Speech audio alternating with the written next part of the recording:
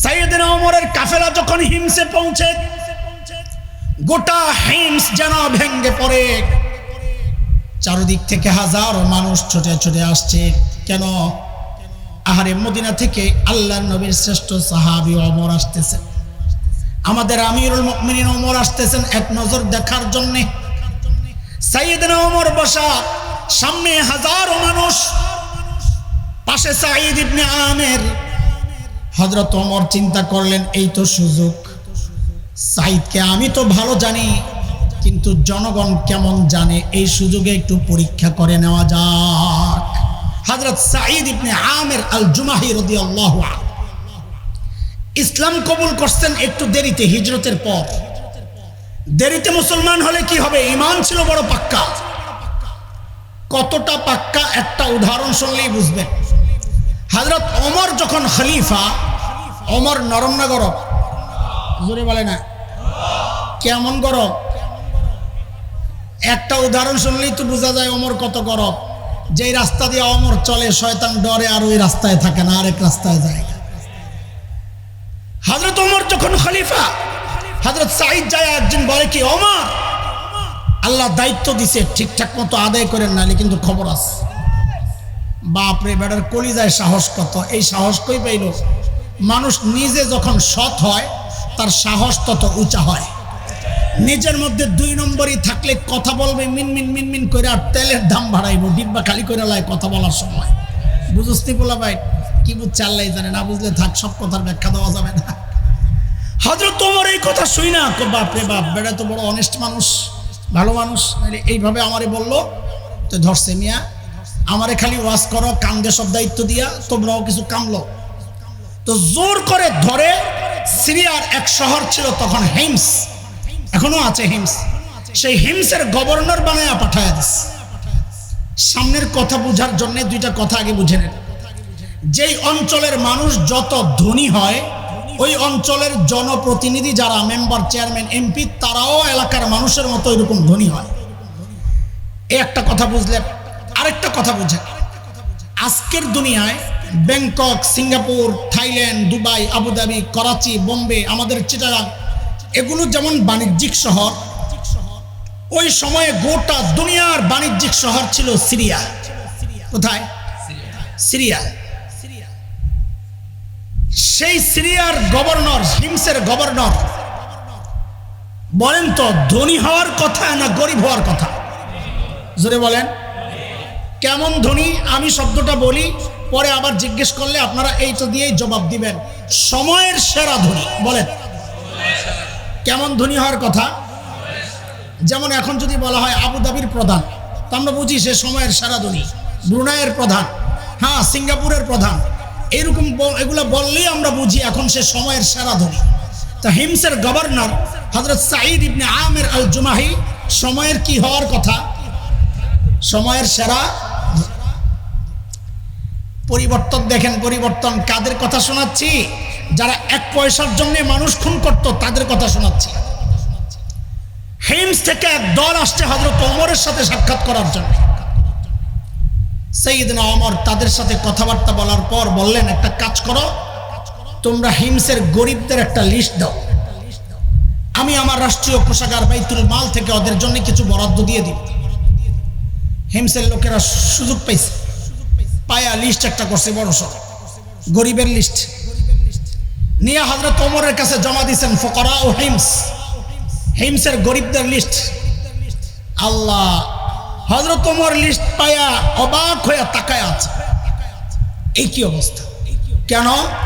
কারণ হযরত ওমর দেখেন যে সেই গরিবদের লিস্টের শুরুর দিকে হিমসের গভর্নর সাঈদ ইবনে আমের আল জুমাহির নাম। সাথে সাথেই জানতে চাইলেন, আমিরুকুম ফাকিরুকুম, কি ব্যাপার, তোমাদের গভর্নর বুঝি গরিব মানুষ? হিমসের লোকেরা জবাব দিলেন, বালা আমিরুনা আফকরুনা, আমাদের গভর্নর শুধু গরিব না, হিমসের মধ্যে সবচাইতে গরিব। হযরত ওমর এই কথা শুনে এতটা খুশি হয়েছেন যে আমার অধীনস্থ এমন সৎ একজন কর্মকর্তা পাওয়া গেল। খুশি, এত খুশি হয়েছেন সাথে সাথে 1000 স্বর্ণ মুদ্রা, স্বর্ণের পয়সা, 1 পয়সায় তখনকার 3.5 ভরি এখনকার সোনা থাকতো, এইরকম 1000 স্বর্ণ মুদ্রা প্যাকেট করে দূত মারফত পাঠায় দিয়েছেন, যাও আমার সাইদকে আমার পক্ষ থেকে হাদিয়া দিয়ে আসো। কত পরিমাণ যদি বলেন? 1000 স্বর্ণ মুদ্রা মানে 3500 সমান স্বর্ণ ভরি। বুঝেন এবার কত কেজি? দূত যখন হিমসে পৌঁছে হযরত সাঈদের কাছে প্যাকেট পেশ করছে হাদিয়া। আল্লাহু আকবার। হযরত সাঈদ প্যাকেটটা খুলে যখন দেখলেন এই বিশাল অঙ্কের হাদিয়া তার জন্য, তিনি সাথে সাথে প্যাকেটটাকে ছুঁড়ে মেরে চিৎকার দিয়ে বলে উঠলেন, ইন্না লিল্লাহি ওয়া ইন্না ইলাইহি রাজিউন। কি পড়ছেন? জোরে বলেন। হাদিয়া পাইলে ইন্না লিল্লাহ পড়ার কথা না আলহামদুলিল্লাহ পড়ার কথা?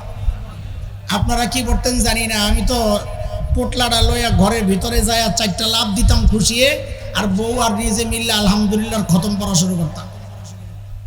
আমি তো হাসান জামিল, গল্প তো শোনাইতেছি সাহাবীর। এমন ভাবে ইন্না লিল্লাহ পড়ছেন, বউ ভেতর থেকে ডরায় গেছে। আল্লাহ, মদিনা থেকে দূত আসছে, না জানে কোন দুঃসংবাদ নিয়ে আইছে, আল্লাহই জানে। সাথে সাথে বিবি জানতে চাইলেন, আকুতিলা উমর ইবনুল খাত্তাব, কি ব্যাপার সাইয়েদনা ওমর বুঝি শহীদ হয়ে গেছেন? মদিনার থেকে এই খবর আসছে। হযরত সাঈদ বলেন, না, ওমর শহীদ হয় নাই, বরং ঘটনা তার চেয়েও মারাত্মক। তার চেয়েও? বউ তো আরো ভয় পেয়ে গেছে, কিরে ওমরের হত্যার চেয়েও মারাত্মক কিছু? আবার জানতে চাইলেন, আকুতিলাল মুসলিমুনা ফি মারিকা, তাইলে কি কোনো যুদ্ধে মুসলমান ব্যাপকভাবে শহীদ হয়ে গেল কিনা? হযরত সাঈদ বলেন, না না, ঘটনা তাও না, বরং তার চেয়েও মারাত্মক। বউ মনে মনে বলে, কাম হইছে, তাইলে আমার জামাইয়ের কল্লা নিতে পাঠাইছে। আরে বলেন না, কেন ইন্না লিল্লাহ বললেন? আল্লাহ, হযরত সাঈদের ছোট্ট একটা বক্তব্য কিয়ামত পর্যন্ত উম্মতে মুসলিমা নসিহত গ্রহণের জন্য এই একটা নসিহতের বাক্যই যথেষ্ট। কি বললেন খেয়াল করেন, কেন ইন্না লিল্লাহ বললেন?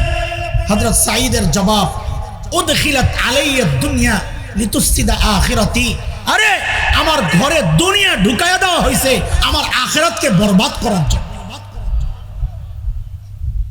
ছিল কি হইল কি? 1 পয়সার জন্য যারা মানুষ খুন করত, আজকে 1000 স্বর্ণ মুদ্রা হাদিয়া পাইয়াও বলে ইন্না লিল্লাহ। সাথে সাথে বউরে বললেন, আমি চাই মদিনার দূত আমার ঘরে থাকতে থাকতে এই 1000 স্বর্ণ মুদ্রা তুমি হিমসের গরিবদের মধ্যে বিলাইয়া দিয়া দিবে। কি বুঝলেন? শাসক যদি দিনদার হয়, শাসকের মধ্যে যদি দিন থাকে, দিন, নিজের বরাদ্দের টাকাটাও জনগণকে বিলাইয়া দিয়া দেয়। আর শাসকের মধ্যে যদি দিন না থাকে, জনগণের বরাদ্দের টাকা মাইরা বিদেশ যায় বাড়ি বানায়। কথা কন? এই হচ্ছে পার্থক্য। বউ এই কথা শুই না, এ তো আর হাসান জামিলের বউ না।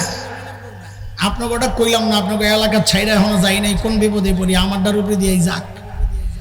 আমার বউরে যদি কইতাম সব দিয়া লাও, বাপরে বাপ, একটা ভেসকি যে মারল, হ্যাঁ কয় কি সব দিয়া লাই।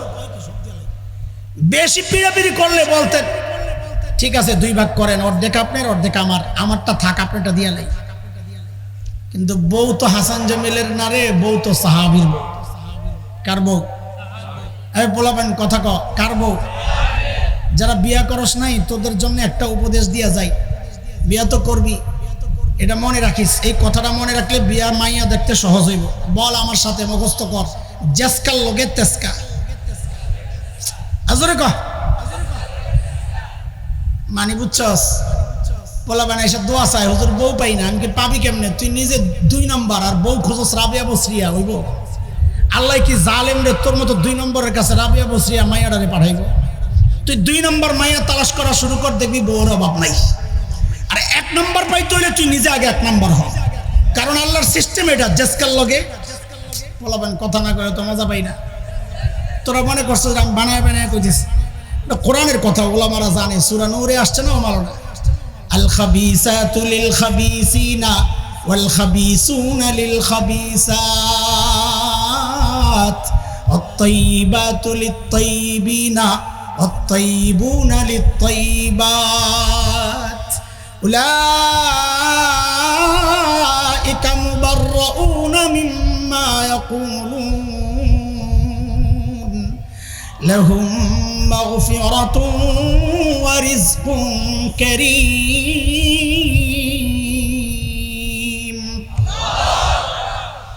এই আয়াতের সংক্ষেপ তর্জমা যদি হুজুর করে জিজ্ঞাস তো এটাই কইব, জেসকার লগে তেসকা,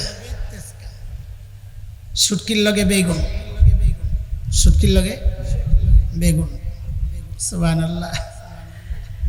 আল্লাহর নবীর সাহাবী যেমন আল্লাহ বউ তো মিলাইছে ওইরকম। বউকে বলার সাথে সাথে বউ নিয়া হিমসের গরিবদের মধ্যে সব বিলাইয়া দিয়া দিস।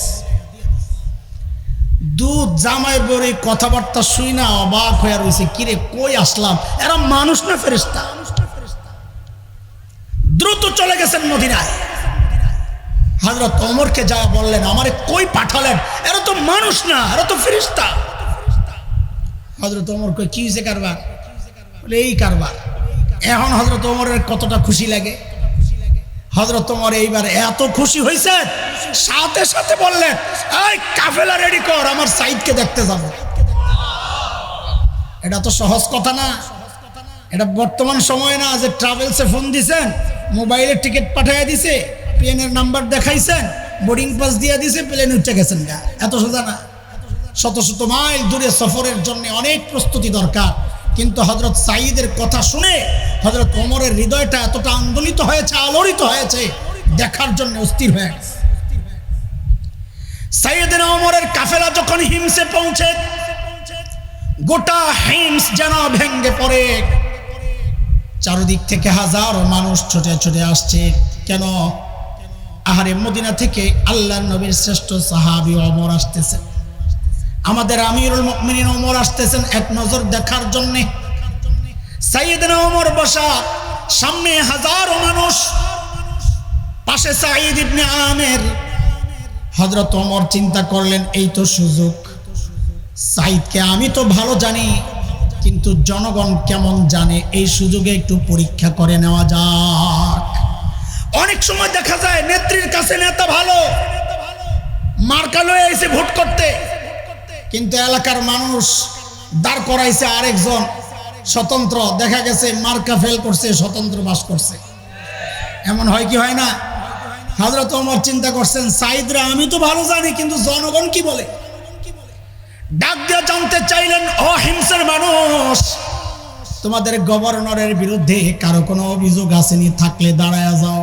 বাপরে বাপ, এই জমানায় বা আরো 3 মাস আগের কথাই কর, কোন এলাকায় যায় যদি কোনো নেতাই কইতো, আপনাকে এই নেতার বিরুদ্ধে কারো কোনো অভিযোগ আছে, থাকলে দাঁড়ান, তো পাবলিক মাথা নিচের দিকে দিয়া বলতো, অভিযোগ তো আছে কিন্তু দাঁড়ানো যাবে না, এখন দাঁড়াইলে সকালে শুয়ে পড়া লাগবো। কথা ঠিক নেই? কিন্তু আল্লাহর নবীর সাহাবী, আহা, ইসলামী শাসন ব্যবস্থার সৌন্দর্য এগুলা, জনগণের কথা বলার অধিকার ছিল। হযরত ওমর যখন বললেন, এই কারো অভিযোগ থাকলে দাঁড়াও, ওই কোন থেকে এক বুড়া দাঁড়ায় গেছে, আছে অভিযোগ আছে। মানুষ হইলে অনুকরণ প্রিয়, দেখা দেখি কাম করে। আপনি রাস্তার মাঝখানে দাঁড়াইয়া ঘাটটা ব্যথা করতেছে খুব, তো কিছুক্ষণ এরকম আসমানের দিকে তাকায় থাকে, দেখবেন পাশে দিয়া যারা যায় অধিকাংশই দাঁড়াইয়া দেখবে আপনি কি দেখতেছেন। উদয় আপনার তো ঘাড় ব্যথা করতেছে, ওই বুড়া একটা দাঁড়াইছে, দেখা দেখি আরো 3 জন দাঁড়াইয়া গেছে। হযরত ওমর কয়, কারবারটা দেখছো?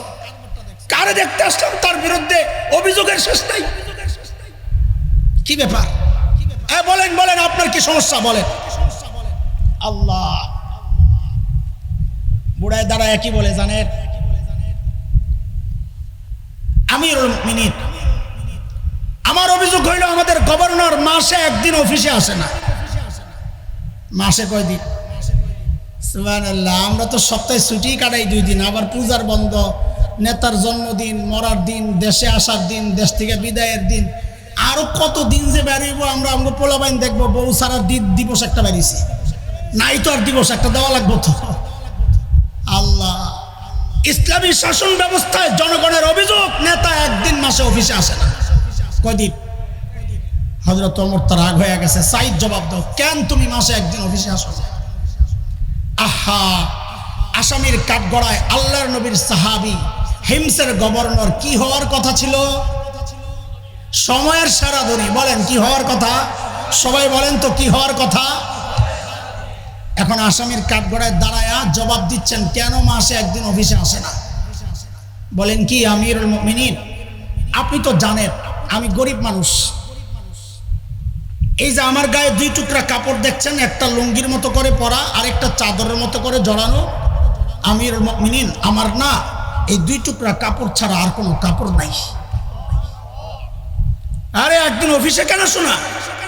বলে এক মাস পড়তে পড়তে দুর্গন্ধ হয়ে যায়, নিজেরও কষ্ট হয়, আমার কাছে যারা আসে ওদেরও কষ্ট হয়, তাই মাসে একবার উপরেরটা ধুয়ে দেই, শুকায়া গেলে নিচে পরি, নিচেরটা ধুয়ে দেই, শুকায়া গেলে উপরে জড়াই। আমিরুল মুমিনিন, এই কাজটা করতে করতে বেলা একটু উপরে উঠে যায়, আমি আসি অফিসে। উনি হয়তো সকাল সকাল এসে আমাকে না পেয়ে ভেবেছেন আমি আসি না, আমি আসি একটু দেরি হয়। হযরত ওমর তো বুঝছেন অভিযোগের ধরন, তারপরও যেহেতু দাঁড় করাইছে, বলেন 2 নাম্বার আপনার কি সমস্যা বলেন। ও বাপরে, 2 নাম্বার জনের অভিযোগ তো আরো মারাত্মক।